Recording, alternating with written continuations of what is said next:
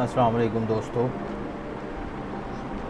आज का हमारा जो टॉपिक होगा वो न्यूमेरिकल्स होंगे इनकम फ्रॉम सैलरी, कि किस तरह इनकम फ्रॉम सैलरी जो है वो उसका न्यूमेरिकल किस तरह सॉल्व किया जाता है, या ये होगा कि उसमें कौन कौन सी चीज़ें इंक्लूड होती हैं और कौन कौन सी एक्सक्लूड होती हैं। तो सबसे पहला जो बेसिक सैलरी आती है वो हर क्वेश्चन में लाजमी गिवन होगी। बेसिक सैलरी टोटली की टोटली टैक्सेबल है, उसमें कोई भी चीज़ एग्जेम्प्ट नहीं होगी।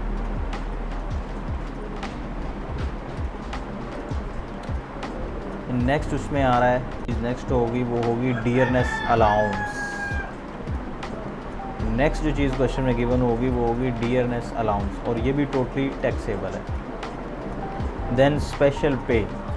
स्पेशल पे के लिए आपको ये समझना पड़ेगा, अगर स्पेशल पे उसको रेगुलर अलाउंस मिल रहा है, उसकी मंथली सैलरी में लग कर आ रहा है, तो इट्स मीन वो टैक्सेबल है। और अगर उसको वो किसी स्पेसिफिक जॉब को परफॉर्म करने के लिए मिला है तो देन इट्स मीन कि वो एग्जेम्प्ट होगा। 2022 में फाइनेंस एक्ट आया और उसमें इस चीज़ को मज़ीद क्लैरिफाई कर दिया गया। सेक्शन 12 सब सेक्शन 2 का क्लॉज सी है, उसमें इसको मज़ीद क्लियर किया गया, जिसमें ये बताया गया है कि किस तरह आपने स्पेशल अलाउंस को एग्जेम्प्ट करना है और कब आपने स्पेशल अलाउंस को टैक्सेबल करना है। पहले ये होता था कि लोग इसको टैक्स इवेजन के लिए बहुत ज़्यादा इस्तेमाल करते थे, वो किसी भी अलाउंस को स्पेशल अलाउंस की कैटेगरी में डाल के उसको एग्जेम्प्ट कर देते थे। लेकिन अब ऐसा नहीं है, अब उन्होंने कंडीशंस लगा दी है कि जो अलाउंस आपको रेगुलर मिल रहा है, आपकी सैलरी के अंदर मिल रहा है, वो चाहे आपको स्पेसिफिक जॉब परफॉर्म करने के लिए आपको मिलेगा, वो आपका टैक्सेबल होगा।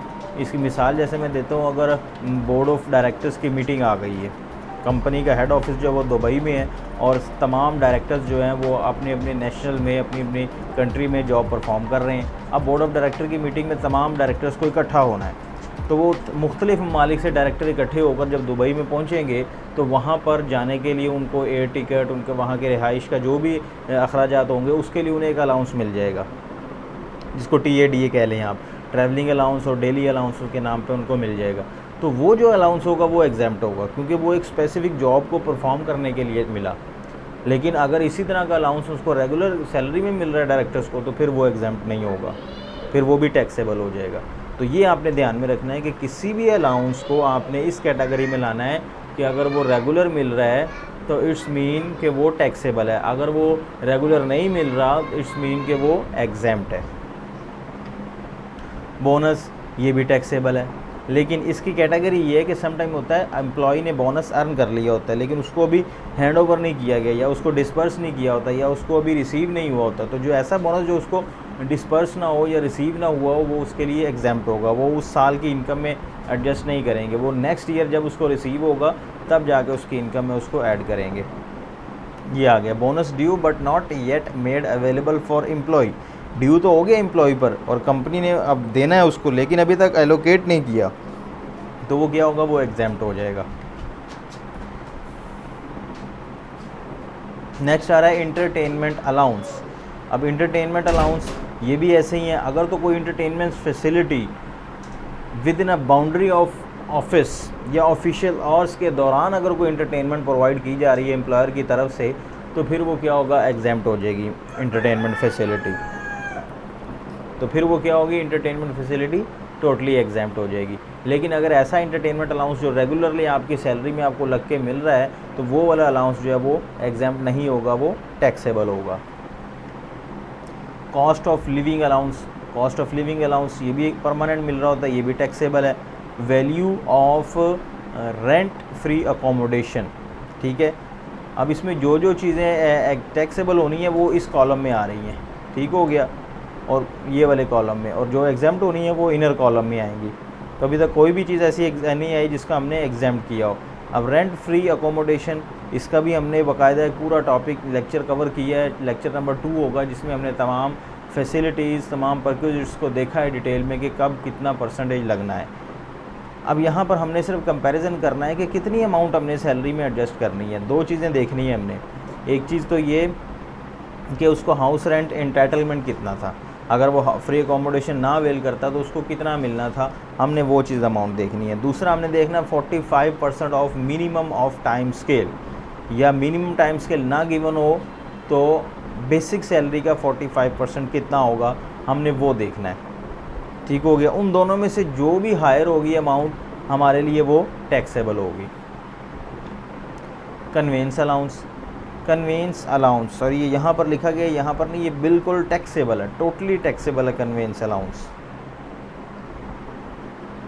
नेक्स्ट आ रहा है, अगर कन्वेंस प्रोवाइड कर दी गई एम्प्लॉयर की तरफ से तो क्या होगा, if for partial personal use और partial for business use then 5% of cost price, if for personal use then 10% of the cost price will be taxable.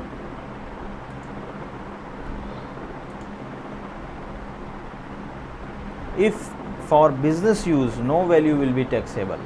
Okay. Agriculture income totally exempt है। Agriculture income को tax करना ये provincial जो है ना jurisdiction में आता है, फेडरल की जुरिडिक्शन में नहीं आता है, इसलिए फेडरल में इसको एग्जाम्प्ट गिना जाएगा। Free passage for air ticket provided by airline to its employ, पहले ये एग्जाम्प्ट होती थी, लेकिन ये आई थिंक 2004 और 3 में जो है ना इसको टैक्सेबल कर दिया गया है कि जो एयरलाइंस के एम्प्लॉई होंगे उन्हें ये सहूलत होती है कि वो साल के अंदर 2 या 4 या 6 जो है ना वो टिकट्स जो है ना अवेल कर सकते हैं। तो क्या होगा, पहले ये एग्जाम्प्ट होती थी, लेकिन अब ये क्या होगी, वैल्यू टैक्सेबल होगी। ओवर टाइम पेमेंट अगर उसको कोई मिल रही है एम्प्लॉई को तो वो पेमेंट भी क्या होगी, टैक्सेबल होगी। ट्रैवलिंग अलाउंस मिल रहे हैं तो वो उसको एग्जाम्प्ट होंगे।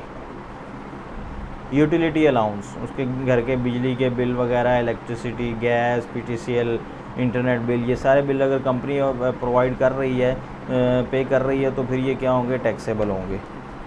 Value of concessional interest free loan, हाँ जी, अगर आपको आपके एम्प्लॉयर की तरफ से लोन मिला है और वो बेंचमार्क रेट से कम इंटरेस्ट पे मिला है तो वो क्या होगा, जो डिफरेंस होगा वो टैक्सेबल आ जाएगा। अगर बिल्कुल ही फ्री मिला है तो वो क्या होगा, 10% उसका टैक्सेबल आ जाएगा। लेकिन इसकी एक लिमिट है, लिमिट ये है कि 10 लाख से ज़्यादा अगर आपको लोन मिला है तो आपने टैक्स रेट अप्लाई करने हैं, अगर 10 लाख से कम है तो फिर कोई टैक्स रेट अप्लाई नहीं करने हैं आपने।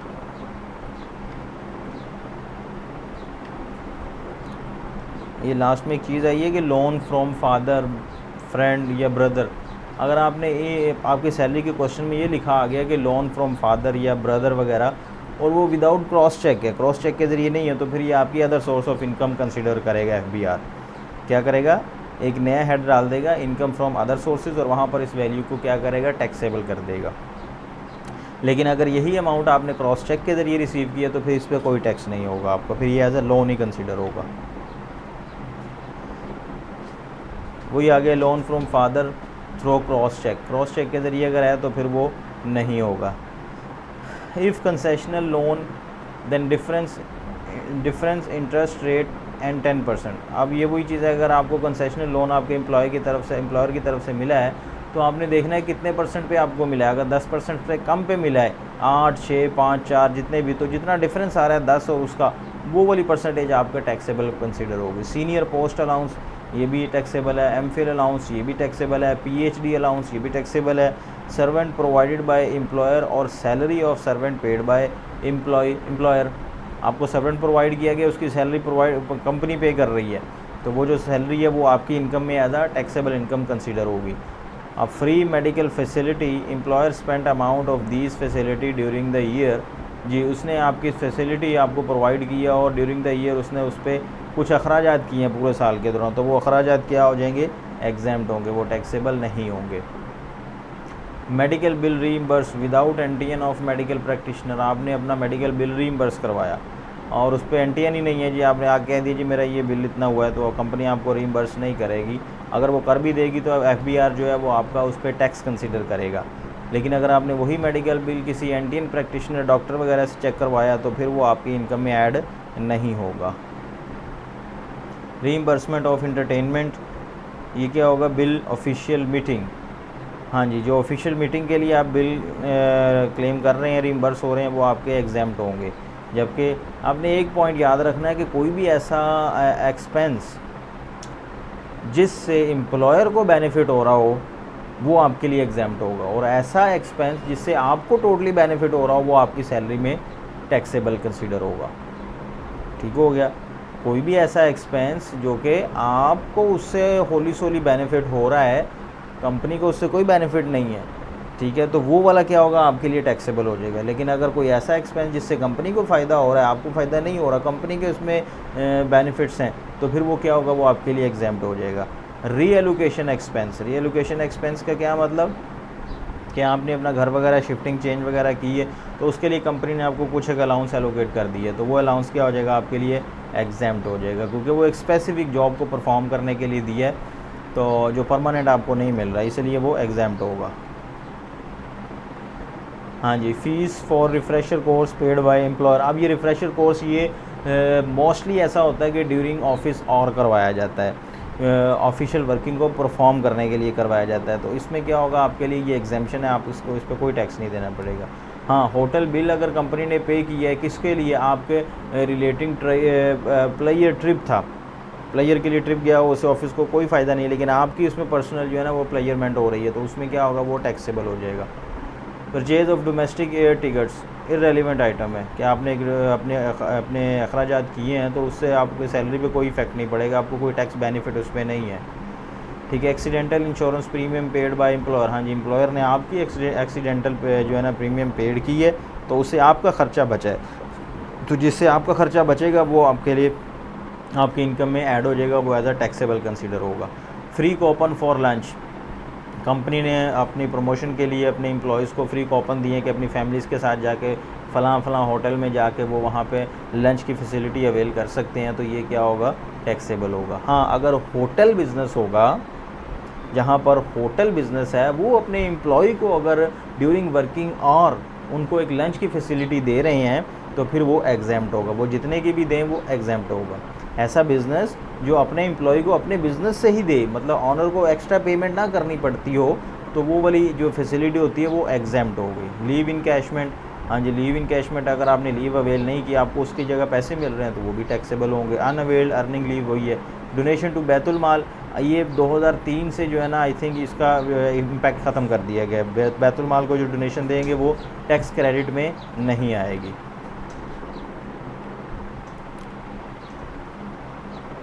लीव इनकैशमेंट, फिर वही आ गया। Pension of government employees arm for prospective employer, ये एग्जाम्प्ट है, ठीक हो गया। ये वाली एम्प्लॉयज़ की पेंशन क्या होती है, एग्जाम्प्ट होती है, या वन पेंशन आपको एग्जाम्प्ट होगी। अगर आप एक से ज़्यादा पेंशन रिसीव कर रहे हैं तो वो आपकी मर्ज़ी है, उसमें से जो हायर अमाउंट होगी वो आपको एग्जाम्प्ट हो सकती है। Tax paid by employer, employer ने आपके लिए कोई टैक्स पे कर दिया, आपकी कोई टैक्स लाइबिलिटी थी वो एम्प्लॉयर ने पे कर दी, तो जितनी एम्प्लॉयर ने पे की है वो आपकी सैलरी की इनकम में ऐड होगा, क्योंकि वो आपको बेनिफिट हुआ है। Reimbursement of internet bill used for office, office use के लिए आपने कंपनी के बिहाफ पे बिल पे कर दिया, वही बिल ऑफिस में आके आपने क्लेम किया, आपको पैसे मिल गए, आपकी जेब में आ गए, तो ये आपके टैक्सेबल नहीं होगा। Hotel bill paid by company relating to official duties, ये भी एग्जाम्प्ट होगा। TV and refrigerator provided by employer only for use of employ on which company charge depreciation at the rate of something in the book of account. Company ने आपको fridge वगैरह दिया और company अपनी book में depreciation charge कर रही है, ठीक है, अब ये प्योरली आपके यूज़ के लिए है, तो क्या होगा, ये इसकी जितनी डेप्रिसिएशन वो अपने अकाउंट में चार्ज कर रहा है, वही डेप्रिसिएशन आपको सालाना सैलरी की इनकम में ऐड करनी पड़ेगी, क्योंकि देखें ना आपको बेनिफिट हो रहा है। ये अगर वो ना देता आपको खुद ख़रीदनी पड़ती, ठीक है, तो खुद आपका एक्सपेंस होता, तो ये एक्सपेंस अगर कंपनी बियर कर रही है तो फिर क्या होगा, वो टैक्सेबल हो जाएगा। Tax deducted from salary, salary में से आपका टैक्स डिडक्ट हो गया, तो इसका भी आपकी सैलरी की इनकम से कोई इफेक्ट नहीं है। जब आपका टैक्स कैलकुलेट हो जाएगा उसमें से आप ये वाला टैक्स माइनस कर देंगे जो ऑलरेडी डिडक्ट हो चुका होगा। Cash award by prime minister, prime ministers की तरफ से अगर आपको कोई कैश अवार्ड मिला है तो वो टैक्सेबल नहीं है, वो एग्जेम्प्ट नहीं है, वो टैक्सेबल है। इसी तरह अगर प्रेसिडेंट की तरफ से आपको कोई कैश रिवार्ड मिला है तो वो क्या होगा, एग्जेम्प्ट होगा। अब ये बड़ी इंपॉर्टेंट चीज़ है। समटाइम एम्प्लॉयर कहता है कि जी आपने जो आपकी टैक्स लायबिलिटी बनेगी साल के बाद वो हम पे करेंगे, एम्प्लॉयर पे करेगा। साल के बाद आप अपनी इनकम कैलकुलेट करते हैं, जितनी आपकी इनकम बनती है उसका जो टैक्स बनता है वो कंपनी पे कर देती है। अब आपने जो टैक्स बना था, जो कंपनी ने पे किया, उसका इफ़ेक्ट आपने अपनी इनकम में रिफ्लेक्ट करना होता है, उसको कहते हैं ग्रॉस्ड अप टैक्सेबल इनकम। अपनी टैक्सेबल इनकम को ग्रॉस अप करो, जितना टैक्स एम्प्लॉयर ने पे कर दिया आपके बिहाफ पे उसका भी तो इम्पैक्ट आपने देना है ना, तो उसको ग्रॉसिंग अप कहते हैं। उसके लिए सिंपल एक फार्मूला होता है कि क्या करना होता है आपने, आफ्टर कैलकुलेटिंग टैक्स लायबिलिटी, सबसे पहले आपने अपनी टैक्स लायबिलिटी कैलकुलेट करनी होती है। टोटल इनकम निकालें, उस पर टैक्स स्लैब रेट लगाएं, आपकी टैक्स लायबिलिटी आ जाएगी। फिर क्या करना है आपने, where an employer agrees to pay the tax chargeable on the employee salary then employee taxable salary shall include grossed up amount of taxable. हाँ, फिर क्या करना है आपने, जितना ग्रॉस टैक्स बन रहा था आपका उसको मल्टीप्लाई करना है आपने 100 से, डिवाइड कर देना है 100 माइनस 15, ये रेट ऑफ टैक्स है जो कि ग्रॉस टैक्स के लिए गिवन होता है हमारा, ये फिक्स्ड है। 15% आपने उसमें से माइनस करके, मिसाल के तौर पे आपका टैक्स कैलकुलेट हुआ 1 लाख रुपीज़, ठीक है, आपने इसको मल्टीप्लाई करना है 100 से, डिवाइड कर देना है 85 से, तो फिर जो अमाउंट आएगी वो होगा ग्रॉस टैक्स टैक्स, ठीक है। उस ग्रॉस टैक्स टैक्स को आपने अपने वो वाला आपने पे करना है असल में, क्योंकि आपने उसमें से अपना बेनिफिट शामिल किया कि जो एम्प्लॉयर ने आपका टैक्स पे किया था, ठीक है। इसको मज़ीद आगे प्रैक्टिकल में देखेंगे। आज के टॉपिक में हमने सिर्फ यही देखना था कि कौन कौन से एक्सपेंसेस ऐसे हैं या कौन कौन से ट्रांजैक्शंस हैं कि जो हमने टैक्सेबल करनी है और कौन सी ट्रांजैक्शन ऐसी हैं कि जो हमने एग्जेम्प्ट करनी है। तो नेक्स्ट इंशाल्लाह हम एक फुल फ्लैज जो है ना एक न्यूमेरिकल करेंगे, जिसके अंदर स्लैब रेट भी हम लगाएंगे इसमें, और एवरेज रिलीफ भी जिसके अंदर शामिल होगा, जिसके अंदर ग्रॉस टैक्स टैक्स भी शामिल होगा। मतलब इसमें से मैक्सिमम हमने ट्रांजैक्शन एक क्वेश्चन में ऐड करके हमने कंप्लीट करनी है कि जिससे हमारा एक कंप्लीट क्वेश्चन हो जाए और हमारा ये सैलरी का जो टॉपिक है ये क्लोज हो जाए।